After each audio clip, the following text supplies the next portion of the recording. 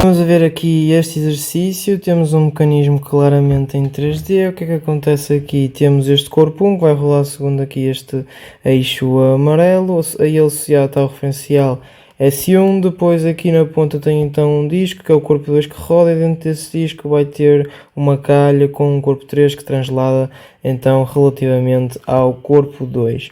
Vamos meter aqui que AB vai ser igual a ST, que é esta distância, que tem a ver depois com esta mola. Depois vamos dizer que o ponto O vai ser o centro de gravidade do corpo 1, o ponto A o centro de gravidade do corpo 2 e o ponto B o centro de gravidade do corpo 3. Vamos admitir também que θ ponto e φ ponto vão ser constantes e vamos também ainda considerar que o momento de inércia em y de 2 vai ser igual ao momento de inércia em z de 2. Repara, são estes dois eixos, ok? E o que é que isso implica? Que nós podemos dizer então que isto aqui é um círculo e que esta calha não vai trazer implicações para a matriz de inércia então deste disco. O nosso objetivo vai ser novamente determinar o torçor das quantidades de aceleração no ponto O. Muito bem, então o torçor das quantidades de aceleração reduzido no ponto O do mecanismo vai ser então composto por dois vetores. Repara aqui num pormenor importante que eu vou definir este torçor então no referencial S1 em vez de ser um referencial fixo S0. Isto porquê? Porque nós podemos assemelhar isto também a um movimento de um satélite e do porta-satélite. Então o satélite, por exemplo, este disco que é o corpo 2 e o porta-satélite o corpo 1. Então nós vamos representar no porta-satélite, ou seja, no referencial S1. Lá está, se fôssemos a fazer no referencial S0 iam dar expressões mesmo muito grandes, aquilo, coisa que não seria então muito útil. Como já sabíamos, a quantidade de aceleração total do mecanismo vai ser igual à soma das quantidades de acelerações dos três corpos, definido no mesmo referencial, e o momento dinâmico no ponto O do mecanismo vai ser igual ao momento dinâmico no ponto O dos três corpos que constituem o mecanismo. Vamos começar aqui pelo corpo 1, a quantidade de movimento vai ser nula. Porquê? Porque a velocidade do centro de massa do corpo 1 vai ser nula no movimento absoluto do corpo 1. Porquê? Porque esta está então no eixo de rotação, este ponto. Lembra-te que nós admitimos então que o ponto O vai ser igual a G1. Sendo a quantidade de movimento nula, então naturalmente a quantidade de aceleração também o vai ser.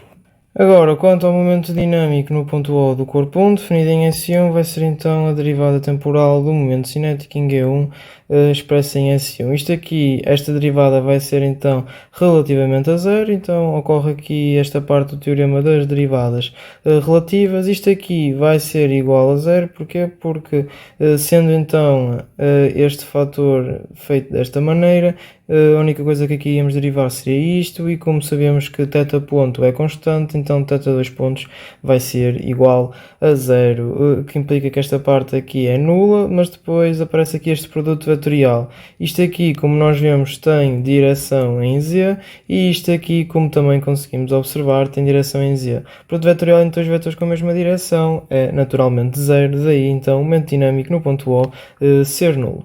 Algo que eu queria que reparassem aqui é que, ao contrário do exercício 2D, isto é a principal diferença, é que nós raramente vamos então expressar os vetores no referencial absoluto. Vamos sempre representar num outro referencial. Aqui neste caso estamos a utilizar o S1. Contudo, sempre que nós vamos fazer derivadas, e este exercício de determinar quantidades de acelerações é muito à base de derivadas, nós vamos derivar sempre relativamente a zero, ou seja, vai surgir na maioria das vezes então o teorema das derivadas relativas. Vamos agora passar para o corpo 2, onde o centro de massa é o ponto A.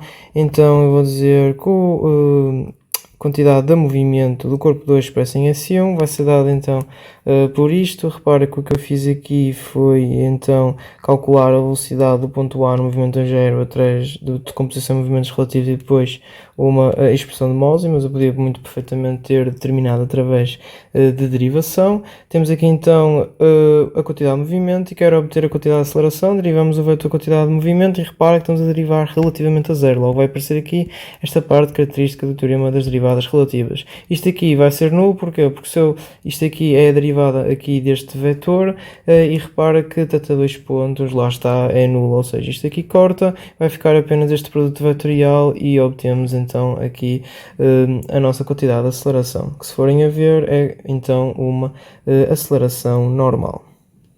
Agora vamos ver então o momento dinâmico em O do corpo 2 e para o efeito vamos utilizar o teorema de Cunning.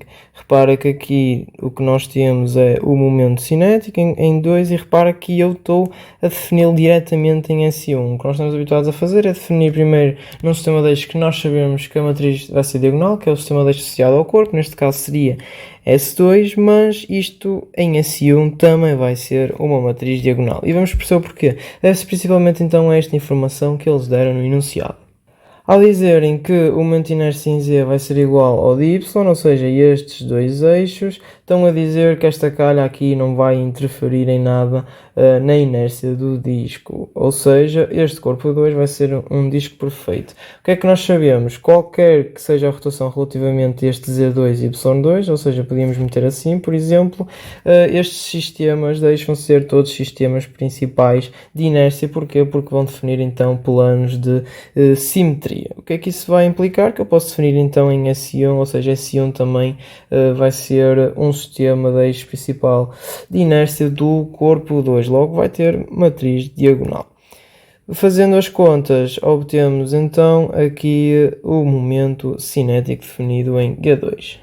Para chamar a atenção então aqui desta velocidade angular, que é do movimento 2, 0, vai ser velocidade angular 2 relativamente a 1, o corpo 2 roda relativamente a 1 segundo o eixo x, ok? Segundo este eixo, logo vem para aqui o φ ponto e depois o ômega 0, como já tínhamos visto anteriormente, vai rodar em torno de z e vai ser θ ponto.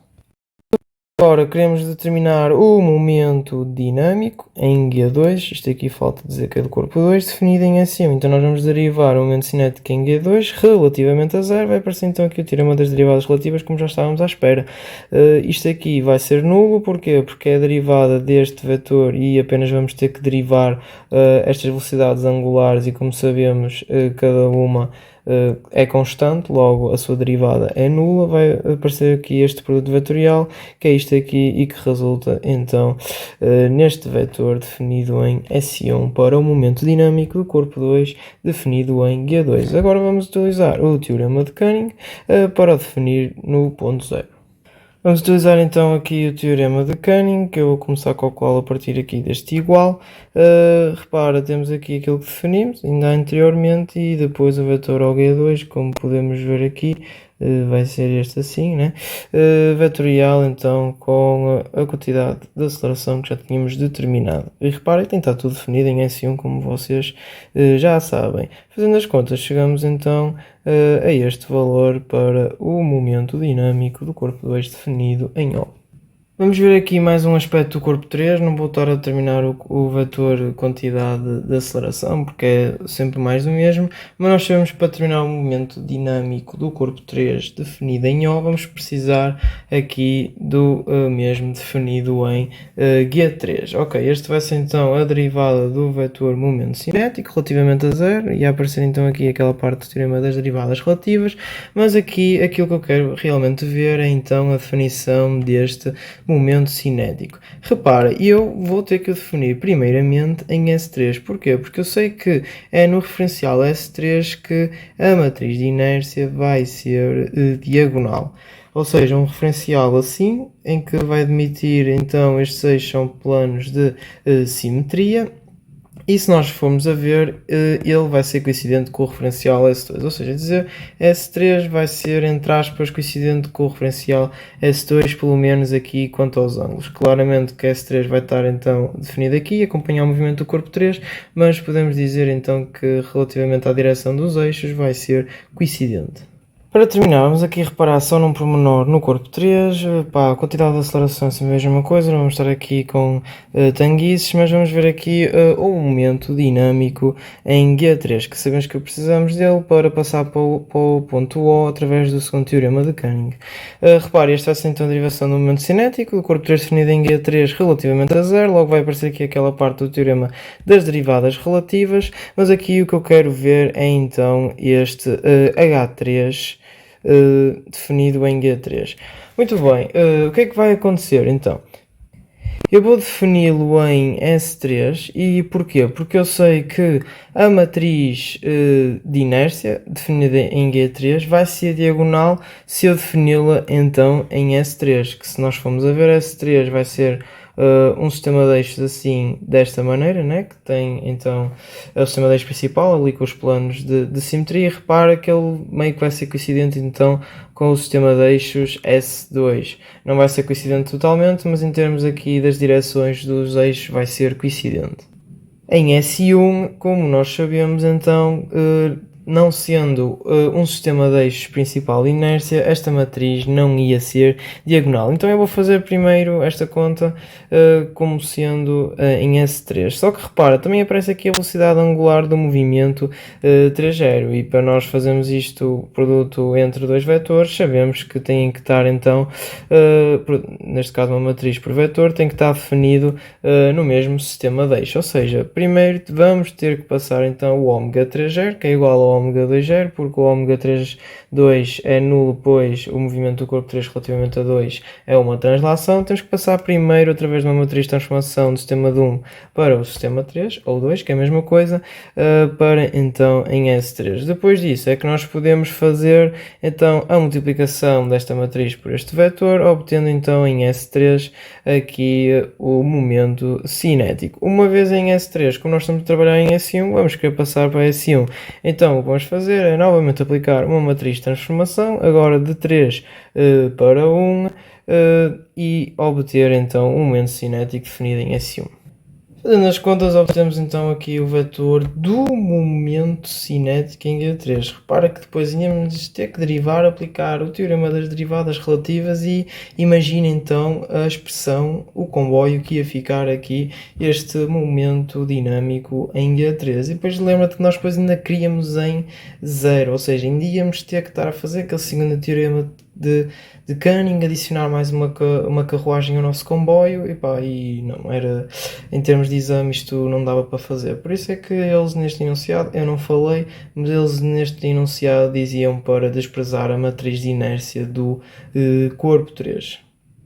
Repara, eu fiz desta maneira, passar a velocidade angular para 3,0, mas uma maneira alternativa seria passar esta matriz diagonal em S3 diretamente para S1, através das matrizes de transformação, e depois multiplicar por ômega 3,0 em S1, e teria que dar então uma coisa semelhante a esta. Eu não sei se bem se as contas estão bem feitas, mas o que me interessa aqui é que vocês percebam o que é que se tem que fazer nestes casos. Como sabem, depois o que temos que fazer é somar tudo, passar tudo para os momentos dinâmicos todos para o ponto O, através do segundo teorema de Cunning, a quantidade de acelerações, somar tudo, e temos então o torcedor das quantidades de acelerações do mecanismo definido em O. Então neste vídeo espero que tenham aprendido mais uma coisa e até à próxima aula.